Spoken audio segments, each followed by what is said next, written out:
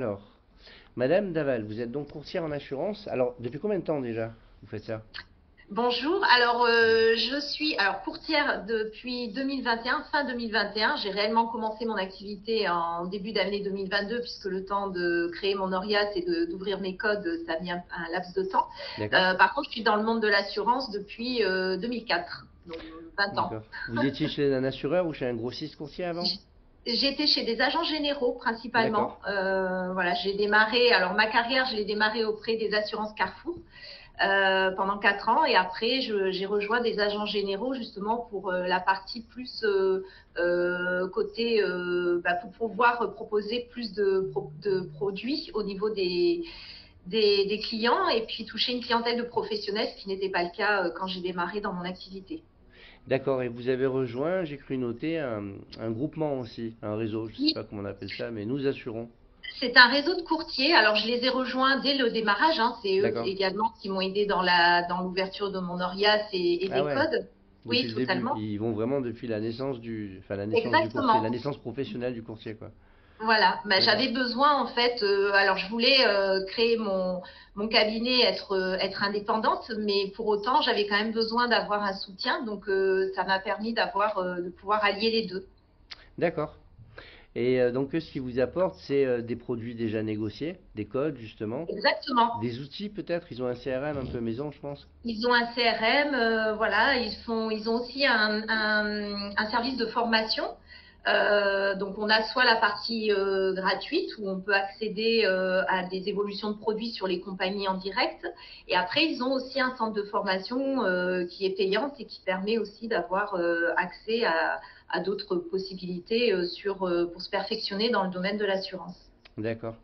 Et au niveau de tout ce qui est marketing, communication, est-ce que ce réseau vous amène de la visibilité, des leads? Est-ce que vous avez des contraintes ou vous êtes plutôt libre et chacun dans le réseau fait un peu comme il veut en termes de com? Comment ça se passe?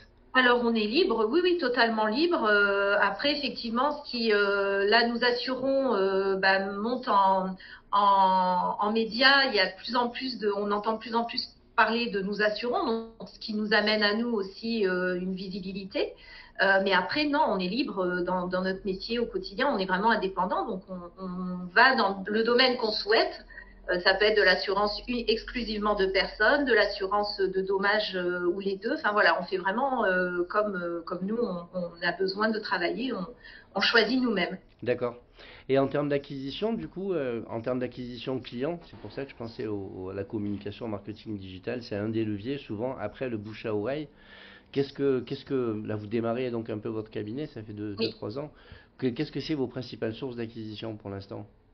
Alors j'ai démarré dès le démarrage, j'ai commencé même sans avoir les codes, j'ai commencé à contacter des pépinières, à contacter des réseaux professionnels pour commencer à intégrer ce type de réseau pour commencer à me faire connaître et puis aussi pouvoir rejoindre des personnes qui sont dans la même situation que moi, c'est toujours important aussi. Ouais, C'est toujours l'aspect où on a ce côté être indépendant, mais on a quand même, alors à la certaines solitude. personnes n'ont pas forcément besoin de ça, mais moi j'ai besoin aussi d'avoir, de rencontrer du monde, de voir, voilà, de toute façon notre métier ne nous permet pas l'inverse, on est obligé aussi de rencontrer du monde.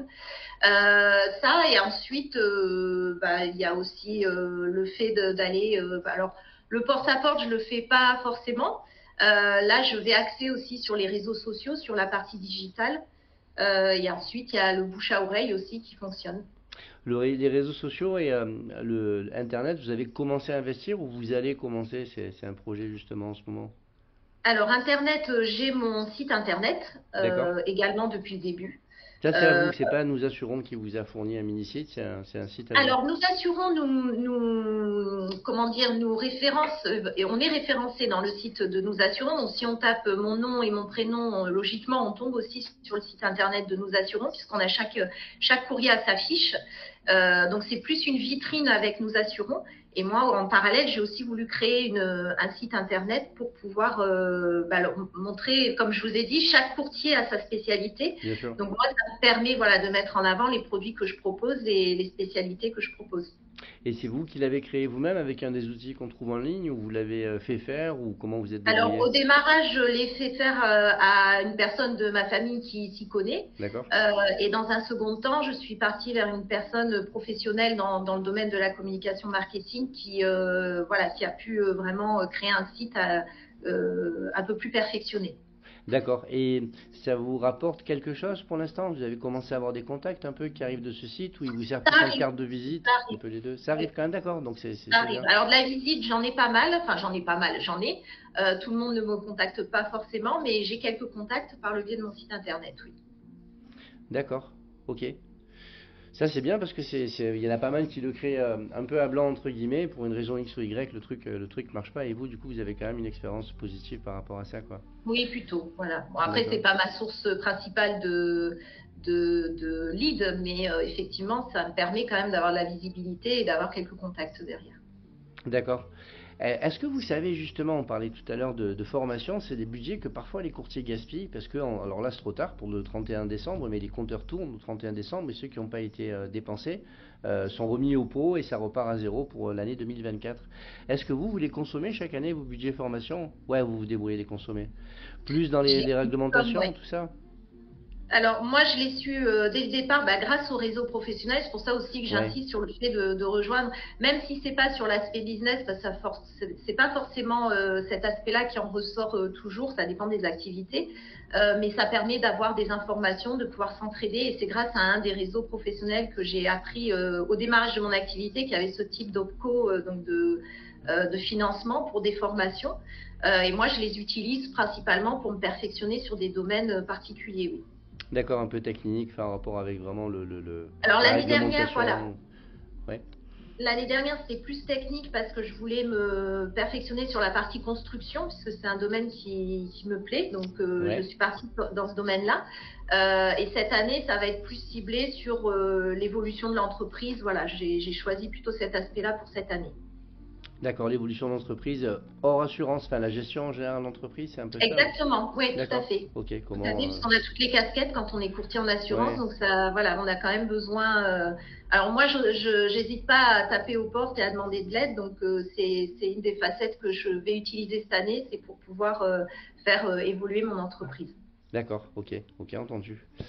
Et du coup, une dernière question, si vous deviez avoir comment ça s'appelle, un conseil à donner à un jeune courtier qui démarre aujourd'hui, en 2024, qu'est-ce que vous lui diriez? Peut-être des erreurs que vous avez faites et que vous auriez évité si vous aviez pu, ou en démarrant, je sais pas. Je pense alors, en premier lieu, se mettre des objectifs atteignables, Ouais, voilà, ne pas mettre des objectifs trop élevés pour pas se décourager.